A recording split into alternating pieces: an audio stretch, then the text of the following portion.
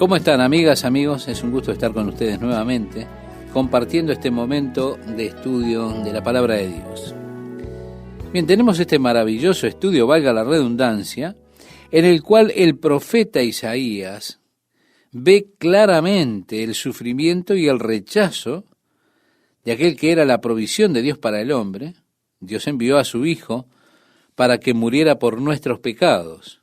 Y de hecho estas profecías de Isaías describen con toda claridad lo que le sucedió a Jesucristo cuando fue rechazado por el pueblo judío, todo su sufrimiento y su muerte. Mire, es como si estas profecías hubiesen sido escritas después de suceder lo que le sucedió a Jesús 700 años más tarde de ser escrito por el profeta Isaías. Todo esto. El Señor está llamando a la nación de Israel, llama a su pueblo, y Dios llama a su pueblo para que lo oiga. Por eso dice, oídme los que seguís la justicia, los que buscáis a Jehová. Tenemos, estimado oyente, aquí dos cosas importantes que queremos resaltar: seguir la justicia y buscar a Jehová. Bien decía Jesús en el Sermón del Monte, en el Evangelio de Mateo, capítulo 5, verso 6, bienaventurados los que tienen hambre y sed de justicia. En el capítulo 51, verso 1 de Isaías, nosotros somos invitados a oír a Dios. Y también dice, mirad a la piedra de donde fuisteis cortados, animados a mirar hacia atrás, a mirar a las raíces de ellos, a mirar a Abraham, su herencia, el pacto de Dios que le hizo a sus padres, o que hizo con sus padres. Y al hueco de la cantera de donde fuisteis arrancados, decía el profeta, mirad a Abraham vuestro padre y a Sara que os dio a luz, porque cuando no era más que uno solo, lo llamé, lo bendije y lo multipliqué. Ciertamente, consolará Jehová a Sión, consolará todas sus soledades, y cambiará su desierto en paraíso, y su soledad en huerto de Jehová. Se hallará en ella alegría y gozo, alabanza y voces de canto.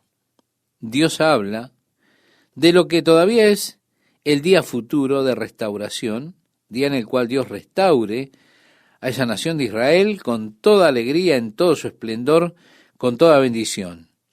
Sus áreas desiertas serán como el jardín de Edén, y el desierto como el jardín del Señor.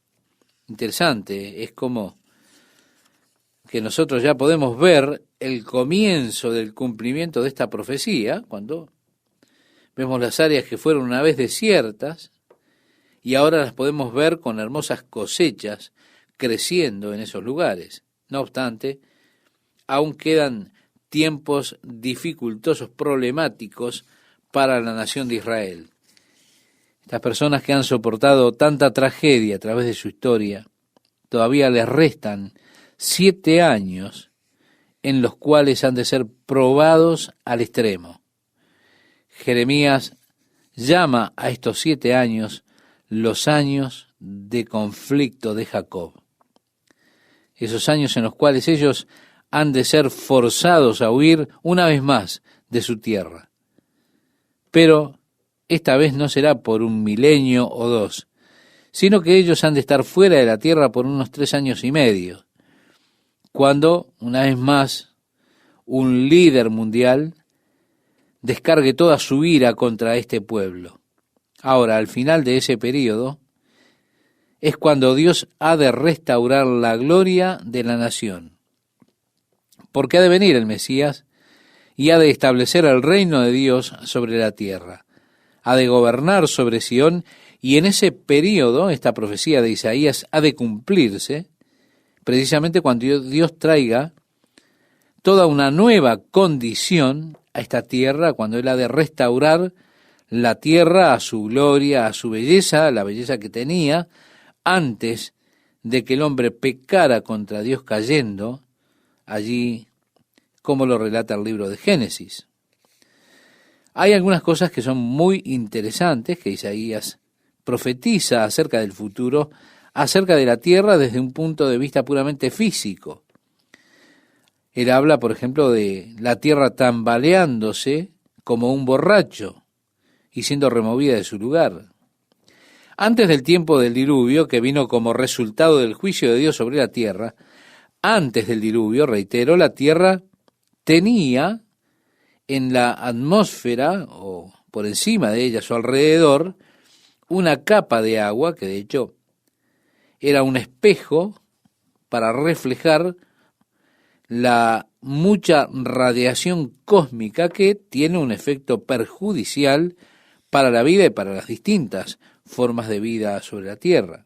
Como resultado, el hombre vivía en ese periodo un promedio de 900 años. Era capaz de desarrollarse durante este periodo de tiempo en sus capacidades mentales con una mayor extensión. Piense lo que puede ser capaz una persona aprendiendo, o si continúa aprendiendo por un espacio de 900 años. Al estudiar algo de la arquitectura, de las construcciones que esas personas hicieron, descubrimos que ellos tenían ya conocimiento de toda clase de ciencias, que parece increíble cuando uno observa al hombre antiguo. No era un hombre gruñón, mitad bestia, con un garrote arrastrando a su esposa de los pelos hacia la cueva, hacia la caverna.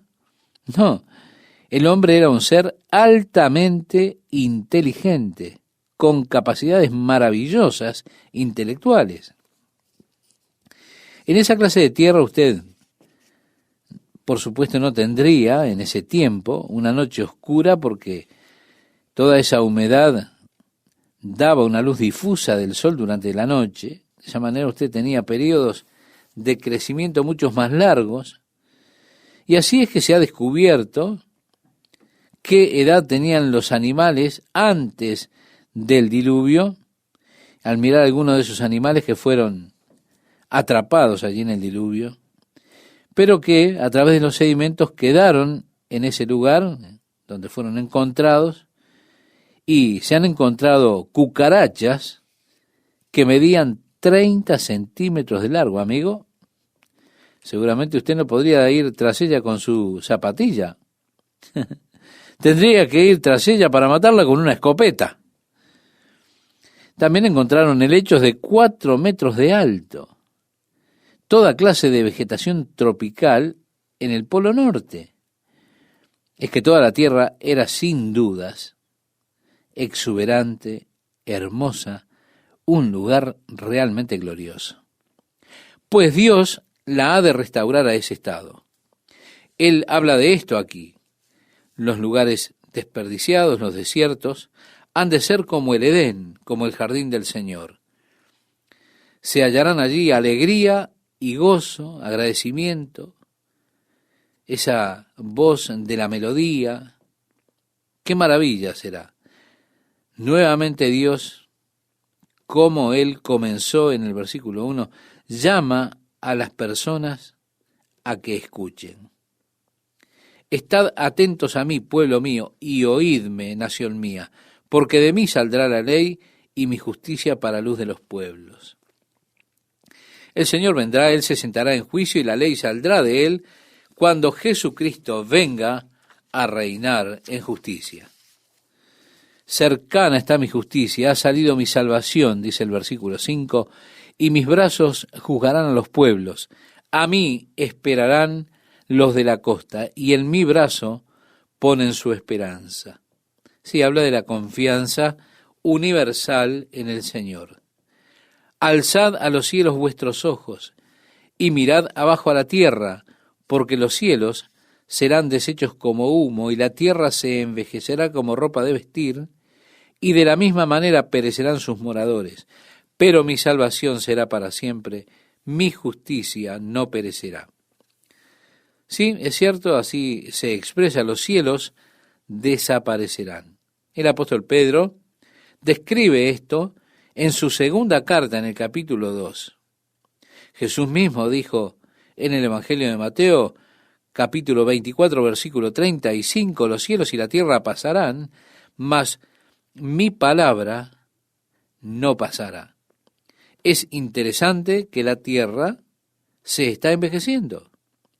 El universo, de acuerdo al gran científico Hertzgen, como un reloj gigante al que le dieron cuerda, gradualmente se va enlenteciendo. El Sol está perdiendo 1.200.000 toneladas de masa por segundo. Afortunadamente, estimado oyente, es lo suficientemente grande como para continuar soportando la vida por los próximos 10 billones de años, así que no se preocupe.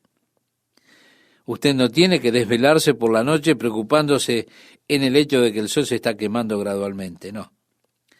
La tierra se está envejeciendo como se envejece la ropa, pero los cielos un día desaparecerán. Ahora, la palabra de Dios permanecerá eternamente.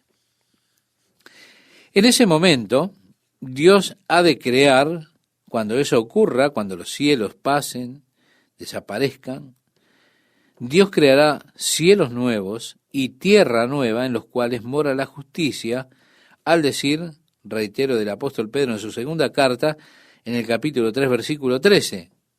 Sí, las cosas viejas no serán recordadas, traídas a la memoria.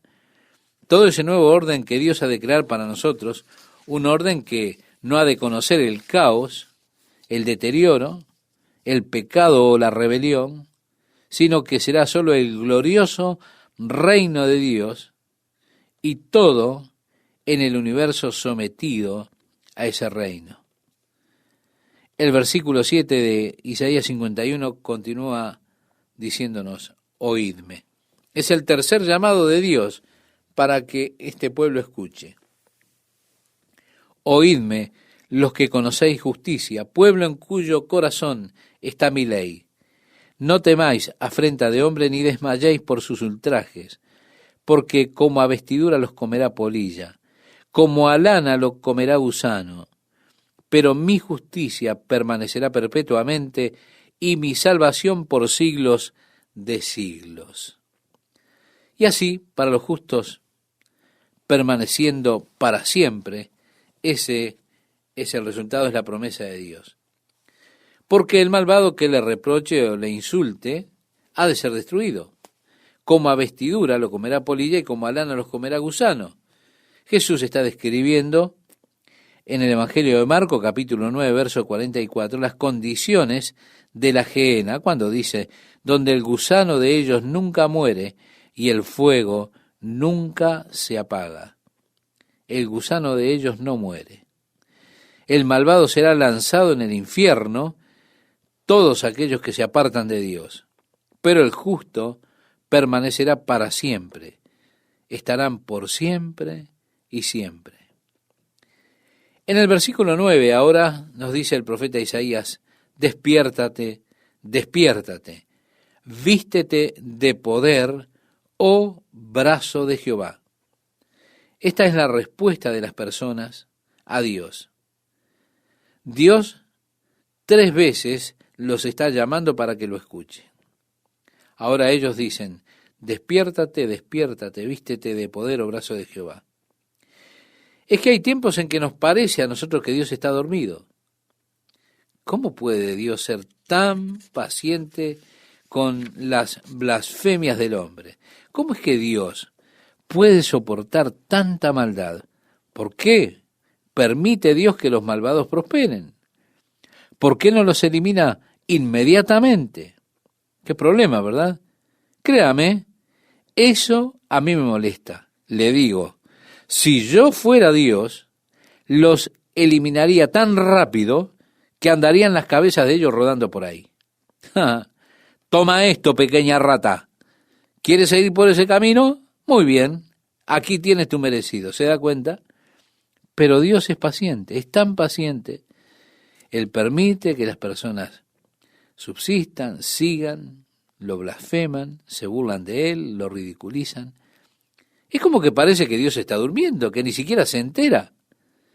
Por eso el pueblo clama, despiértate, despiértate, vístete de poder, oh brazo de Jehová. Despiértate como en el tiempo antiguo, en los siglos pasados. ¿No eres tú el que cortó a Rahab y el que hirió al dragón?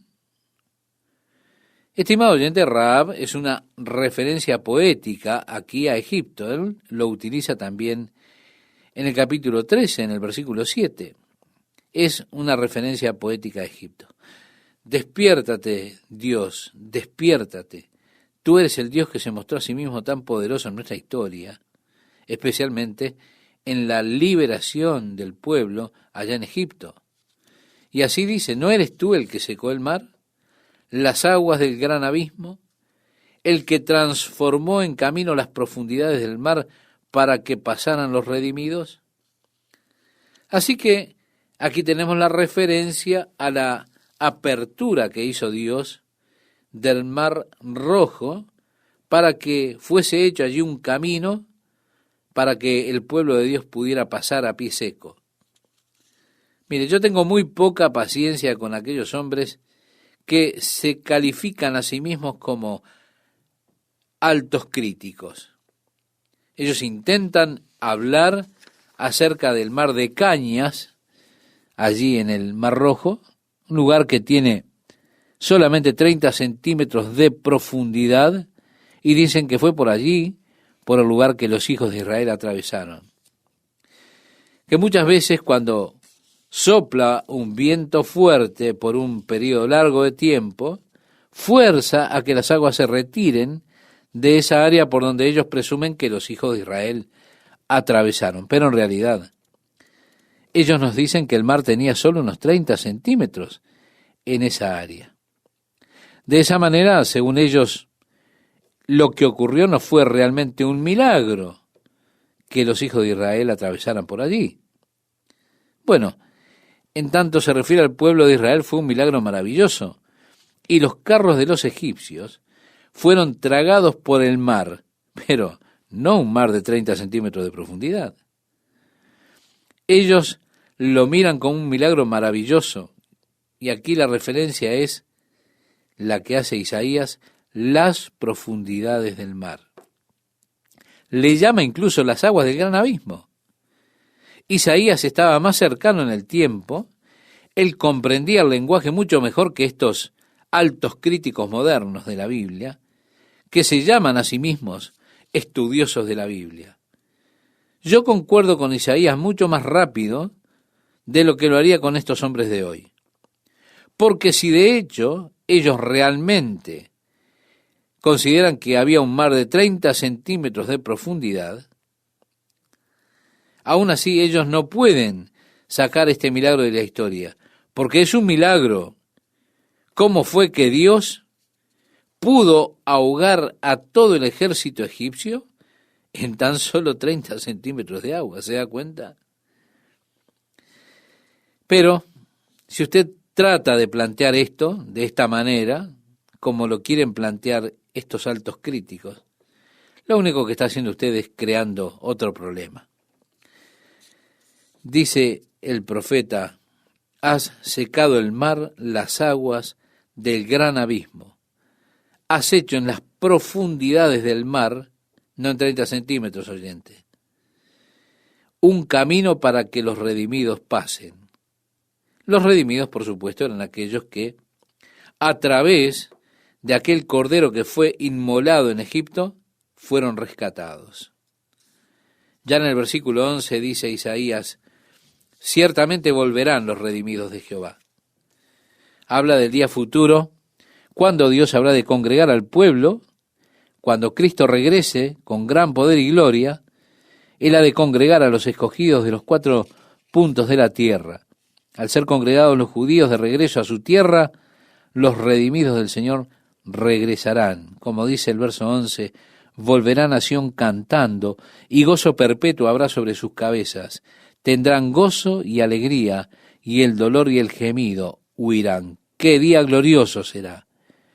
Ese glorioso día del Señor, cuando Él venga a establecer su reino sobre la tierra, y nuevamente Él tome a Israel por su pueblo, como su novia, y ellos le reconozcan, y haya un reconocimiento glorioso, una gloriosa aceptación del uno hacia el otro. El versículo 12 nos dice, yo soy vuestro consolador.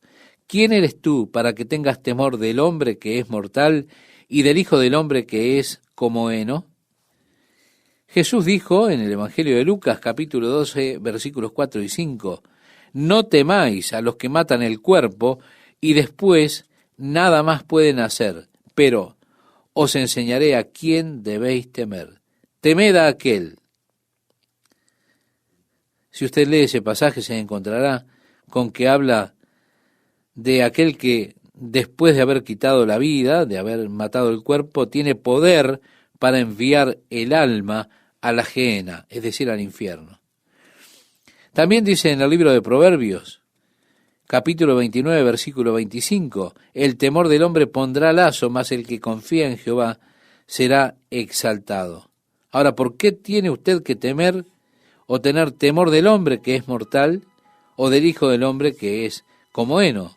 Nuestro temor tiene que ser siempre el temor del Señor. Yo soy vuestro consolador. ¿Quién eres tú para que tengas temor del hombre que es mortal y del Hijo del hombre que es como heno? ¿Qué tal, amigas, amigos? ¿Cómo están? Es un motivo de gratitud al Señor estar con ustedes nuevamente compartiendo la palabra de Dios para hoy. Jesús dijo, mas os digo, amigos míos, no temáis a los que matan el cuerpo y después nada más pueden hacer, pero os enseñaré a quién debéis temer. Temed a aquel que después de haber quitado la vida, tiene poder de echar en el infierno. Sí, os digo, a este temed. Este pasaje del Evangelio de Lucas, capítulo 12, versículos 4 y 5, lo habíamos mencionado en el programa anterior.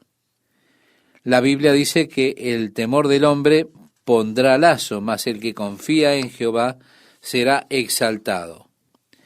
Nuevamente, ¿por qué debería usted temer al hombre que habrá de morir también él? Hijo de hombre cuya vida es como la hierba del campo, que hoy es y mañana es echada en el horno. En el versículo 13 decía Isaías, y ya te has olvidado de Jehová tu Hacedor, que extendió los cielos y fundó la tierra. Y todo el día temiste continuamente del furor del que aflige, cuando se disponía para destruir. Pero, ¿en dónde está el furor del que aflige? El preso agobiado será libertado pronto. No morirá en la mazmorra, ni le faltará su pan.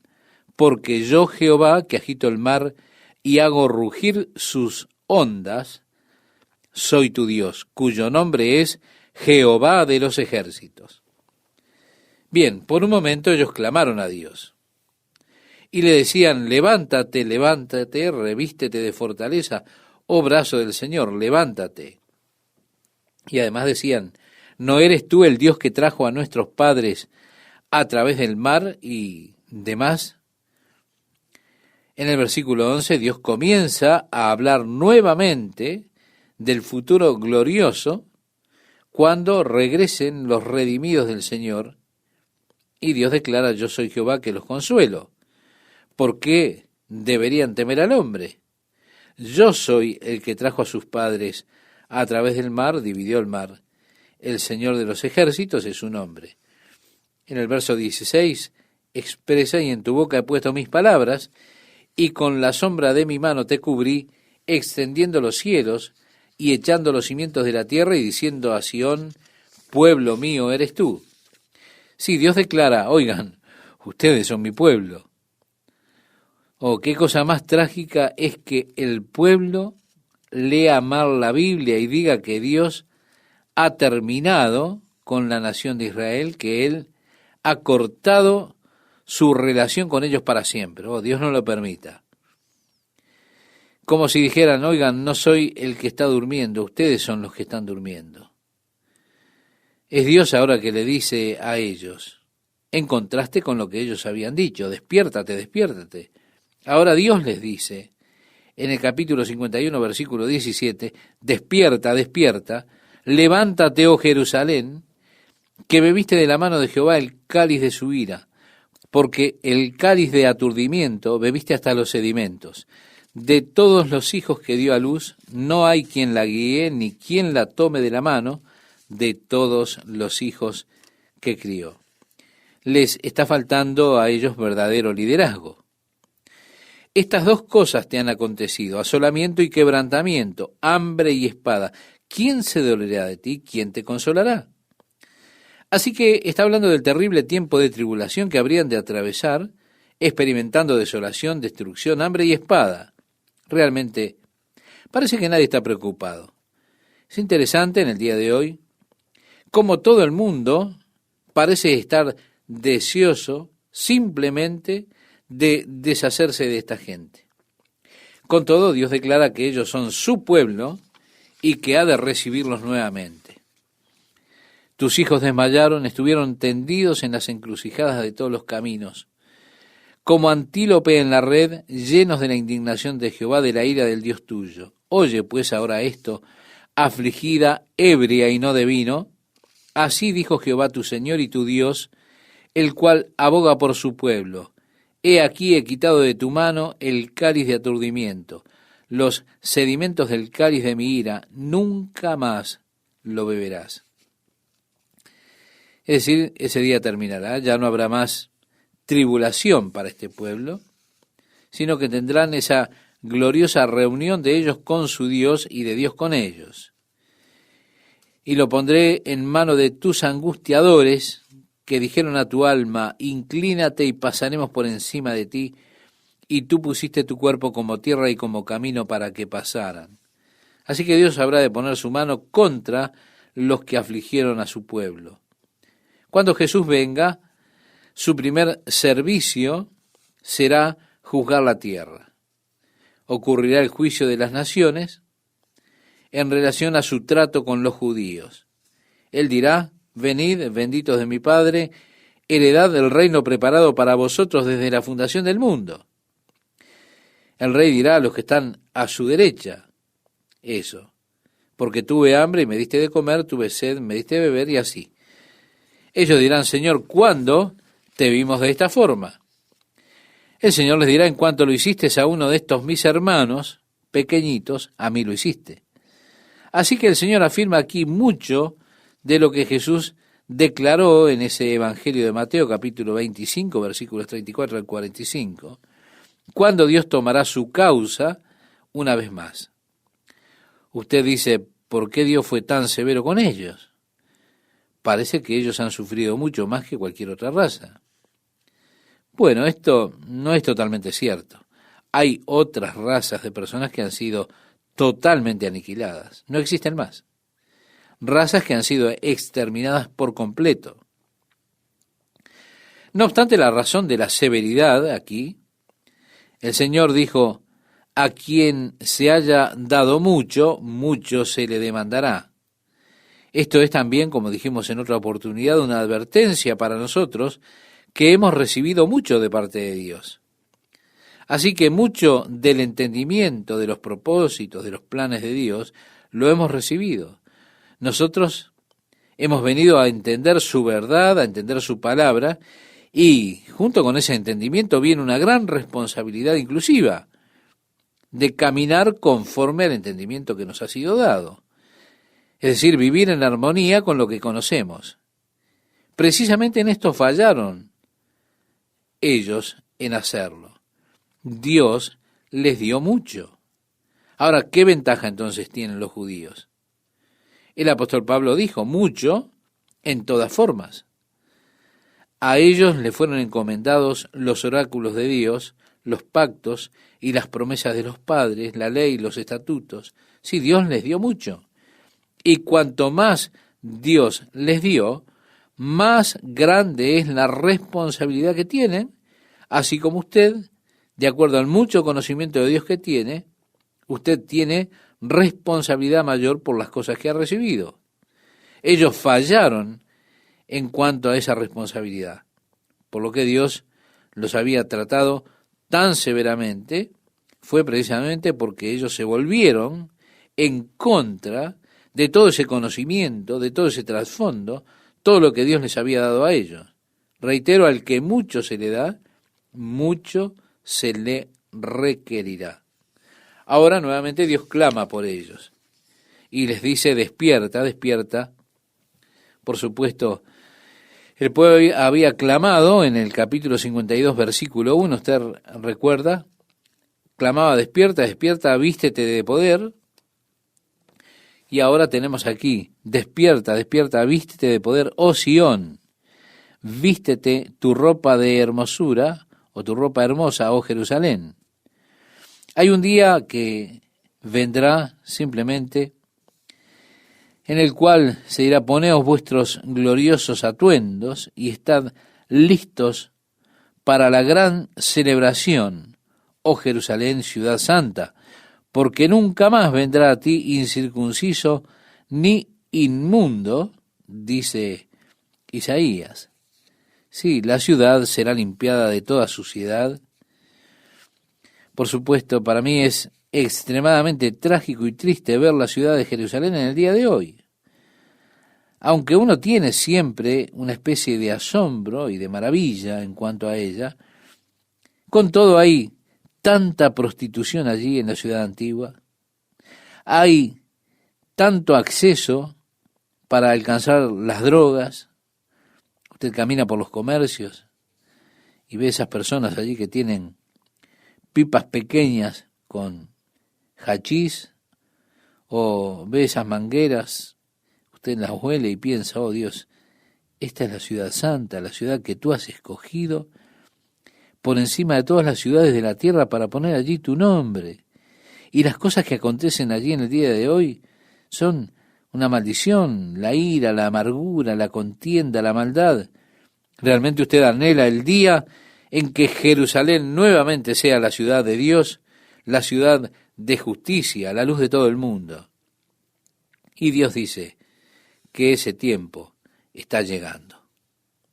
Ahora clama, despierta, despierta, vístete de poder, oh Sión, vístete tu ropa hermosa, oh Jerusalén, ciudad santa, porque nunca más vendrá a ti incircunciso ni inmundo.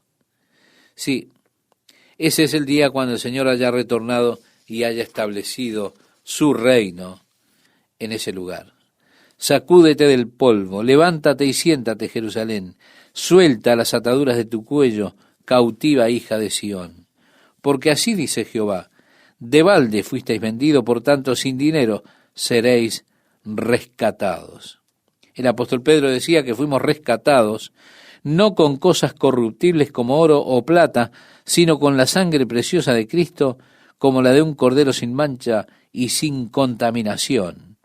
En su primera carta, en el capítulo 1, versículos 18 en adelante, lo expresa el apóstol Pedro. Fuimos vendidos por nada. ¿Cuán cierto es esto en el día de hoy? Se están vendiendo las personas a sí mismos por nada. Jesús decía en el Evangelio de Marcos, capítulo 8, versículos 36 y 37, porque ¿qué aprovechará al hombre si ganare todo el mundo y perdiere su alma? ¿O qué recompensa dará el hombre por su alma? Satanás podría venir y decirle, oye amigo, pon precio a tu alma, yo quiero comprar tu alma. ¿Qué precio le pondrás? ¿Qué clase de precio le pondría a su alma? ¿$1 millón por su alma? ¿Y qué si son 5 millones de dólares? ¿Qué dará un hombre a cambio de su alma? Cuando usted mira esto de esta forma, usted dice, oiga, no hay nada que pueda pagar por ella, no tiene precio. Pues esa es la forma en que Dios la mira. Él mira a su alma como algo a lo cual no se le puede poner precio. Pero desafortunadamente, aunque una persona pueda decir, no la venderé por $1 millón o no la venderé por 5, la realidad es que la está vendiendo por nada. Usted no obtendrá nada de Satanás, sino un montón de mugre, vendiendo así su alma por nada. Qué necio es que el hombre venda su alma por nada. Dios dijo, esto es lo que ocurrió. Ustedes se vendieron por nada, pero los habré de redimir, no con dinero. Es así que en el capítulo 52 y 53 nosotros nos encontramos con el precio de la redención que Dios estaba deseoso de pagar para redimir al hombre para sí mismo. En el capítulo 52, verso 4 leemos, porque así dijo Jehová el Señor, mi pueblo descendió a Egipto en tiempo pasado para morar allá y el asirio lo cautivó sin razón. Es el tiempo de Jacob. El asirio lo cautivó sin razón. Y ahora, ¿qué hago aquí? Dice Jehová, ya que mi pueblo es llevado injustamente, y los que en él se enseñorean lo hacen aullar, dice Jehová, y continuamente es blasfemado mi nombre todo el día. Por tanto, mi pueblo sabrá mi nombre por esta causa en aquel día, porque yo mismo que hablo, he aquí estaré presente. Jesús vino a los suyos, es decir, el pueblo judío, no lo recibieron, no lo reconocieron, pero llegará el día cuando lo hagan, cuando digan, cuán hermosos son sobre los montes los pies del que trae alegres nuevas. Las palabras alegres nuevas es la palabra que nosotros conocemos como evangelio. Alegres nuevas del que anuncia la paz, del que trae nuevas del bien, del que publica salvación, del que dice a Sión, tu Dios reina. Oh, cuán hermosos son los pies sobre los montes de los que anuncian el evangelio de Jesucristo, que publican las buenas nuevas de paz que el hombre puede encontrar con Dios. Que dice a Sión, tu Dios reina. Continúa diciendo Isaías, voz de tus atalayas, alzarán la voz, juntamente darán voces de júbilo, porque ojo a ojo verán que Jehová vuelve a traer a Sión. Sí, cuando Dios traiga nuevamente su pueblo de la cautividad. Ellos decían, seremos como los que sueñan. Así está dicho en uno de los salmos que ya hemos comentado. Ellos verán esto como con ingenuidad. Dios dice a través del profeta Isaías, cantad alabanzas, alegraos juntamente, soledades de Jerusalén, porque Jehová ha consolado a su pueblo, a Jerusalén ha redimido. Jehová desnudó su santo brazo ante los ojos de todas las naciones, y todos los confines de la tierra verán la salvación del Dios nuestro. Apartaos, apartaos, salid de ahí, no toquéis cosa inmunda, salid de en medio de ella, purificaos los que lleváis los utensilios de Jehová. Cuando miramos a Jesús en el Nuevo Testamento, en espíritu nos surge, también a través de los escritos de Pablo, como dice, por lo cual salid del medio de ellos y apartaos, dice el Señor, y no toquéis lo inmundo, y yo os recibiré y seré para vosotros por Padre, y vosotros me seréis hijos e hijas, decía el apóstol Pablo escribiéndole a los Corintios, en su segunda carta en el capítulo 6, versículos 17 y 18. Es nuevamente un llamado de separación que hace Dios, la separación de nosotros mismos, de este sistema mundano, de las políticas del mundo. Decía el apóstol Pablo escribiéndole a los romanos en el capítulo 12 de su carta, versículo 2, y no os conforméis a este siglo, sino transformaos por medio de la renovación de vuestro entendimiento. El apóstol Juan, también en su primera carta, en el capítulo 2, verso 15, decía, no améis al mundo, ni las cosas que están en el mundo. Si alguno ama al mundo, el amor del Padre no está en él. Así que aquí tenemos el llamado de Dios a su pueblo a salir del mundo. Apartaos, apartaos del mundo, no toquéis lo inmundo, salid en medio de ella, sean limpios, ustedes llevan los vasos del Señor, les decía Dios. Porque no saldréis apresurados, continúa el versículo 12 de Isaías 52, ni iréis huyendo, porque Jehová irá delante de vosotros y os congregará el Dios de Israel. Sí, Dios estará delante de ustedes y detrás de ustedes. Así que esta es la gloriosa guía y protección de Dios, guiando y protegiendo la retaguardia. Bien, Isaías comienza a profetizar aquí en cuanto al siervo de Dios que habría de venir. Y dice el verso 13, he aquí que mi siervo será prosperado, será engrandecido y exaltado y será puesto muy en alto. La palabra hebrea que se traduce exaltado es la palabra que se traduce levantado, es la misma palabra que Jesús utiliza en el Nuevo Testamento cuando está hablando con sus discípulos y les dice, y yo si fuere levantado de la tierra, a todos atraeré a mí mismo. Bien, cuando Jesús se estaba refiriendo a ser levantado, él estaba haciendo referencia a su muerte, a esa muerte con la que habría de morir sobre la cruz cuando fuera levantado en la cruz, cuando sea levantado. Y la idea es ser levantado sobre una cruz. Allí dice, atraeré a todos los hombres hacia mí. Las Escrituras han sido descuidadamente interpretadas por muchas personas como simplemente levantar a Jesús. Si usted simplemente levanta a Jesús, Él atraerá a todos los hombres hacia Él. ¿Se da cuenta? Así en su ministerio simplemente levante a Jesús. O aún lo encuentra en las canciones. Levantémoslo alto, altos para que todos lo puedan ver. Bueno, quien sea que escribió esa canción, puedo decir que no tiene un verdadero entendimiento de la Escritura. Porque han sacado esto del contexto exacto. En el contexto el evangelista dijo, y decía esto dando a entender de qué muerte había de morir. Es decir, significando la cruz, levantado sobre la cruz. Así que la cruz está predicha, profetizada en Isaías. Él será exaltado, será levantado muy en alto. El versículo 14 de Isaías 52 nos dice, ¿cómo se asombraron de ti muchos? De tal manera fue desfigurado de los hombres su parecer, es decir, su rostro, y su hermosura más que la de los hijos de los hombres.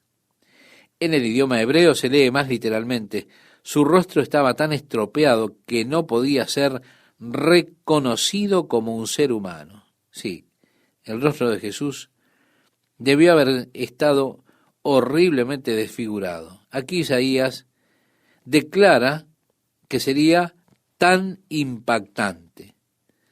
Todos cuantos le vieron estaban conmocionados cuando vieron lo estropeado de su rostro, tan estropeado que no le reconocieron. No le reconocieron como un hombre, como un ser humano. Y dice Isaías, así asombrará él a muchas naciones. Los reyes cerrarán ante él la boca, porque verán lo que nunca les fue contado y entenderán lo que jamás habían oído. ¿Quién ha creído a nuestro anuncio? ¿Y sobre quién se ha manifestado el brazo de Jehová? Subirá cual renuevo delante de él y como raíz de tierra seca. No hay parecer en él ni hermosura.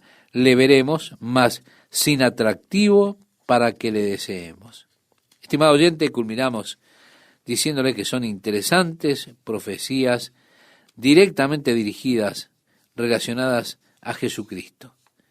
No, Él no tiene allí, en esa condición, una forma hermosa. No hay una belleza humana que nosotros podamos desear. En otras palabras, dice, no le veremos atractivo a Él por su belleza física. ¿Qué tal, amigas, amigos? ¿Cómo están? Cuando el hombre hizo la división de la Biblia en capítulos y versículos, cometieron algunos errores. La palabra de Dios es inspirada divinamente, está libre de errores, pero los hombres, con el motivo de ayudarnos a nosotros a encontrar los pasajes de las Escrituras, a memorizar pasajes, se les ocurrió dividir la Biblia en capítulos y versículos. Y en realidad es una forma de referencia conveniente. No obstante, muchas veces hicieron las divisiones en el lugar equivocado y ahora en nuestra lectura nosotros somos propensos a leer un capítulo hasta el final y dejar el otro hasta la siguiente lectura. Pero ocurre que a veces el pensamiento continúa en el capítulo siguiente. Así que en la división de capítulos, ellos debieron terminar el capítulo 52 con el versículo 12 y debieron comenzar el capítulo 53 con el versículo 13 de ese capítulo 52. Porque los últimos 3 versículos aquí definitivamente encajan en Isaías 53. Así que nosotros podemos ver esta relación que hay con el capítulo 53 y comenzaremos entonces nuestro estudio del capítulo 53 con el versículo 13 del capítulo 52.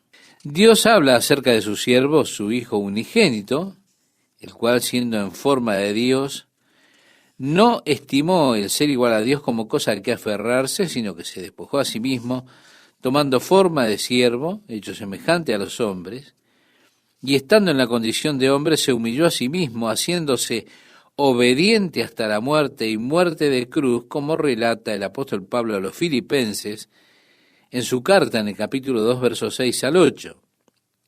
Jesús también dijo, porque he descendido del cielo no para hacer mi voluntad, sino la voluntad del que me envió, como relata el Evangelio de Juan capítulo 6, verso 38. O encontramos también en el Evangelio de Lucas capítulo 22, versos 42, que Jesús en el jardín dijo, no se haga mi voluntad sino la tuya, sometiéndose como siervo al Padre. Isaías comienza aquí a profetizar acerca del siervo de Dios que habría de venir. Y dice en el capítulo 52, versículo 13, he aquí que mi siervo será prosperado, será engrandecido y exaltado, y será puesto muy en alto. Decíamos en nuestro último programa que la palabra hebrea exaltado es la misma que Jesús utilizó en el Nuevo Testamento cuando hablando con sus discípulos decía, y yo si fuere levantado de la tierra, a todos atraeré a mí mismo. Él se refería a ser levantado en la cruz, en su muerte de cruz, cuando fuera levantado allí para morir. Y yo si fuere levantado, decía. La idea es precisamente la de ser levantado en la cruz. Es allí que él dice, atraeré a todo hombre hacia mí. Las Escrituras han sido descuidadamente interpretadas por muchas personas en cuanto a este hecho de levantar a Jesús. Y si usted entonces levanta a Jesús, usted atraerá a todos los hombres hacia él, ¿se da cuenta? Así que en su ministerio, usted solo levante a Jesús. Inclusive tenemos canciones que expresan esto, levantémoslo en alto para que todo el mundo pueda verlo. Bueno, quien sea que escribió esa canción no tenía un verdadero entendimiento de lo que dice aquí la Escritura, porque ha sacado eso de su contexto. El escritor del Evangelio decía, y yo si fuere levantado, pero eso significando la cruz, levantado sobre una cruz. Aquí el profeta Isaías está prediciendo ese hecho. He aquí mi siervo será prosperado, será engrandecido y exaltado, y será puesto muy en alto. Continúa diciendo, cómo se asombraron de ti muchos, de tal manera fue desfigurado de los hombres su parecer, y su hermosura más que la de los hijos de los hombres. En el idioma hebreo esto más literalmente lo podemos leer de esta manera. Su rostro estaba tan desfigurado que él no podía ser reconocido como un hombre, es decir, un ser humano. Se nos dice en el Evangelio que ellos cubrieron su rostro y lo comenzaron a golpear. O sea, con el rostro cubierto, ellos así con el rostro cubierto lo golpearon. Nosotros sabemos como una regla general que tenemos en nuestro cuerpo un reflejo que es prácticamente automático. Cuando vemos que nos tiran un golpe, tratamos de acompañar el golpe para amortiguar precisamente el efecto de ese golpe. Usted de esa manera no recibe todo el impacto que tendría en usted. Si usted no amortigua el golpe, un golpe de sorpresa que uno no ve venir, es allí precisamente cuando uno sale lastimado.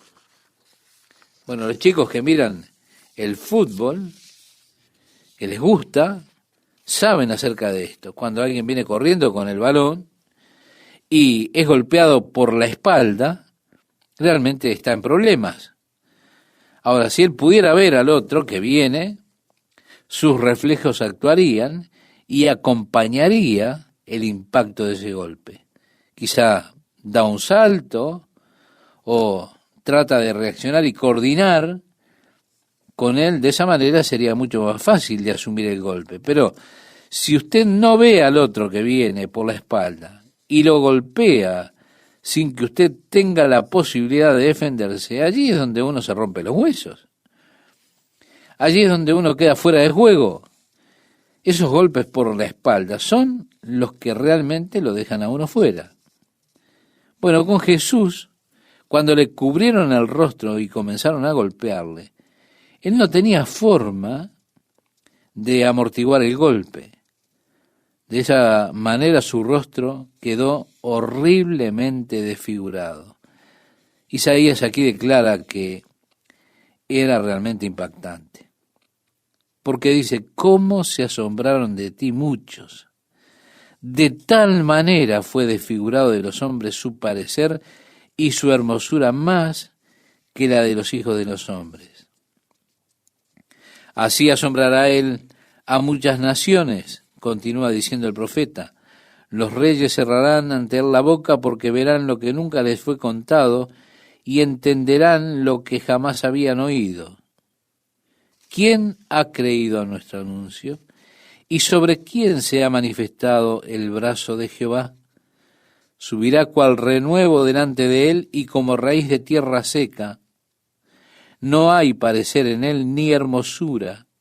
Le veremos, mas sin atractivo para que le deseemos.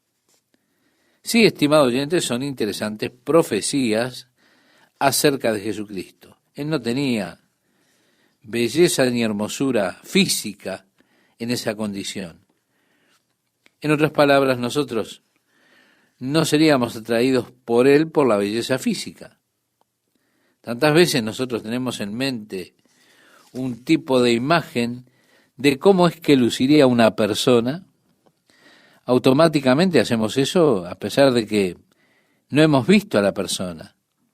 Yo me encuentro con esto cada vez que voy a algún área donde las personas han estado escuchando el programa de radio y voy a ese lugar para hablar y todo lo que ellos han oído de mí es mi voz. Todo lo que han visto de mí es mi voz. Es interesante observar sus expresiones de asombro cuando ellos me ven a mí porque ellos habían imaginado algo muy diferente a lo que yo soy.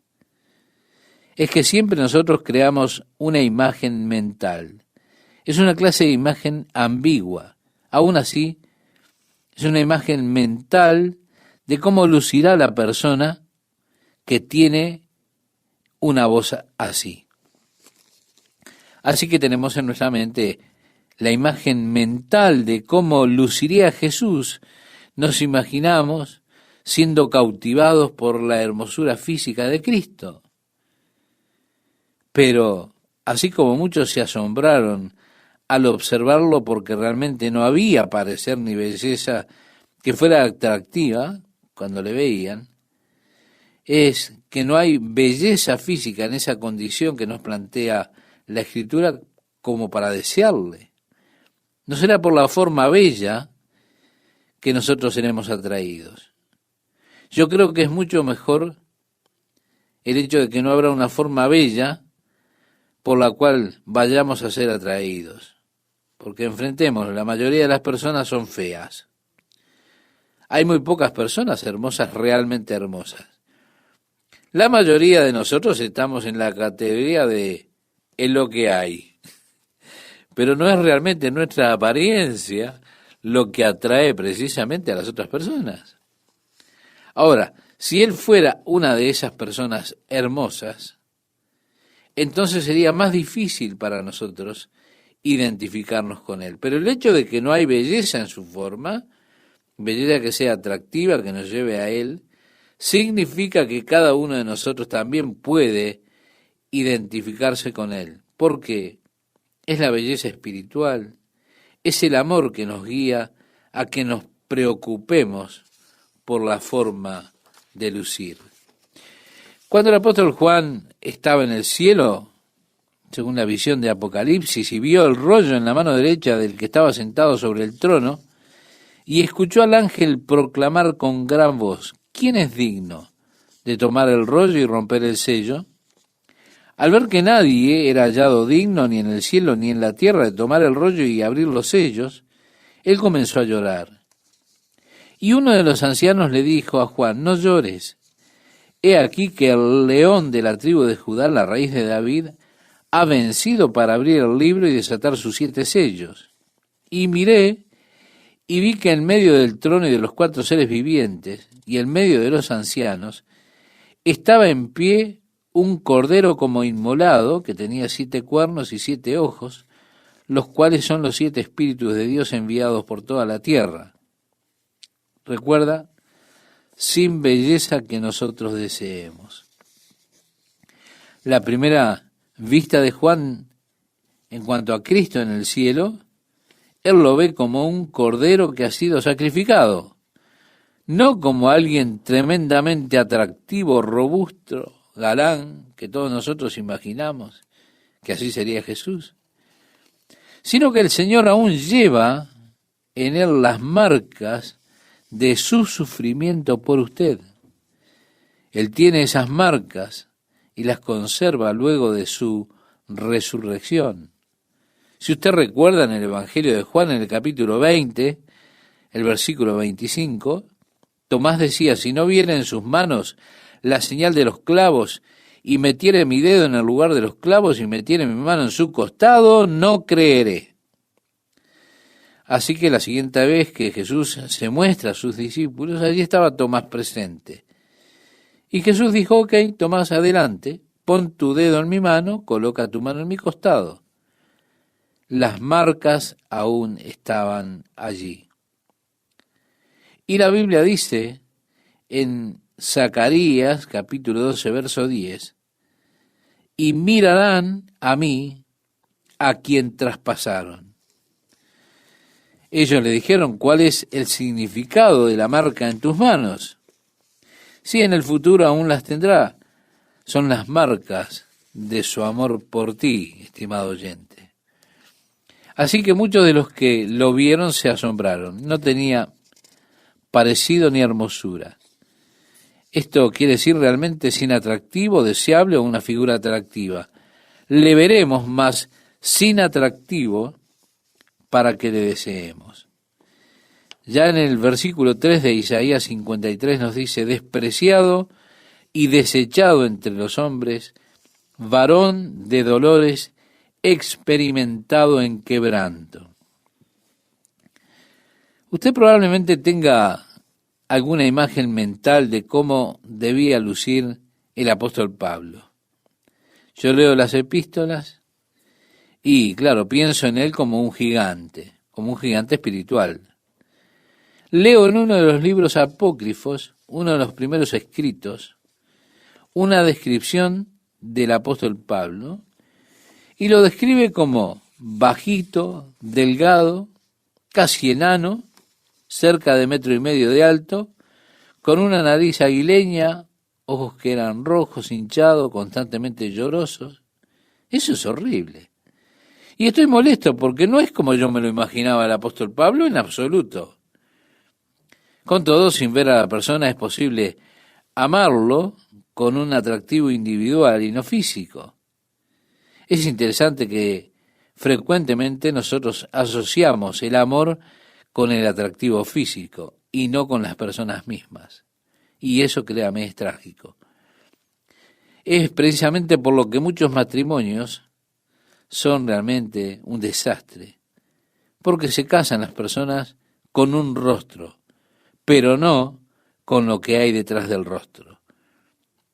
Y no hay profundidad de carácter, hay un rostro y nada más. La gente comete errores muchas veces en sus relaciones porque se relacionan físicamente más que sobre la verdadera naturaleza de la persona.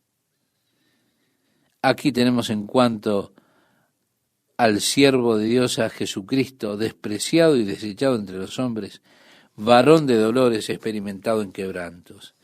Y como que escondimos de él el rostro, quizá por la impresión y el horror. ¿Alguna vez, estimado oyente, ha mirado algo que le impresionó tanto que no lo quiso seguir mirando y dio vuelta a su rostro? Usted no pudo quedarse mirándolo porque era tan horrible la escena, la situación. Pudiera ser que esta sea su primera respuesta cuando vea las marcas del sufrimiento que Él llevó por usted. Usted no podrá ni siquiera verle como un ser humano. Y eso a uno lo acobarda. Si uno viera a Jesús como estaba tras la golpiza que le dieron cuando fue menospreciado antes de ir a la cruz. Sí, fue menospreciado, dice Isaías 53. Fue rechazado, no lo estimamos. Pero seguramente en ese sufrimiento, en esa muerte, dice el profeta, ciertamente llevó Él nuestras enfermedades y sufrió nuestros dolores. Y nosotros le tuvimos por azotado, por herido de Dios y abatido, mas Él herido fue por nuestras rebeliones. Ahora, esto es por lo que es tan ridículo tratar de retenerle a los judíos. La responsabilidad, por supuesto, de retenerle o de adjudicarle la responsabilidad de la muerte de Jesucristo, culparlos y perseguirlos como ha sido la historia de la Iglesia, que han sido perseguidos muchas veces por la muerte de Jesucristo. Eso es una idiotez totalmente antibíblica. Ellos no son más responsables de la muerte de Jesucristo de lo que lo es usted, estimado oyente, y de lo que soy yo. Somos todos igualmente responsables por la muerte de Jesucristo, porque Él fue herido por nuestras transgresiones. Fue mi pecado el que lo llevó a la cruz. Y fue mi pecado el que le trajo tanto sufrimiento, el que lo golpeó, el que le dio vergüenza. Oh, sí, soy culpable. Esa es la realidad. No deberíamos buscar la culpabilidad más que en nosotros, en nuestra propia culpa, en lugar de perseguir a alguien más, por lo que en realidad nosotros mismos somos responsables. Ciertamente llevó Él nuestras enfermedades y sufrió nuestros dolores, y nosotros le tuvimos por azotado, por herido de Dios y abatido, mas Él herido fue por nuestras rebeliones, molido por nuestros pecados. El castigo de nuestra paz fue sobre Él, y por su llaga fuimos nosotros curados. Así que, estimado oyente, permítame decirle, somos nosotros los responsables del sufrimiento y de la muerte de Jesucristo. ¿Por qué? Porque Él sufrió y murió por mí. Murió por usted para poder traernos el perdón de nuestros pecados, para poder traernos a la comunión con Dios. ¿Se da cuenta? Dios creó al hombre en el principio para tener comunión con Él, compañerismo con Él. Ese era el propósito de Dios cuando creó al hombre, que Dios pudiera tener compañerismo con Él. Pero cuando el hombre pecó contra Dios y le dio la espalda, esa comunión, ese compañerismo con Dios se rompió. El compañerismo, la comunión con Dios es santa, es justa y no puede ser restaurada hasta que se haga algo con el pecado. Y es por eso por lo que Jesús vino, para llevar la culpa de nuestros pecados. Es por eso por lo que Él cargó nuestras iniquidades, nuestras transgresiones, nuestra culpa. Él murió en mi lugar, Él murió en su lugar, para que así por medio de su muerte nosotros podamos ahora venir a Dios para tener verdadera comunión y compañerismo con Dios.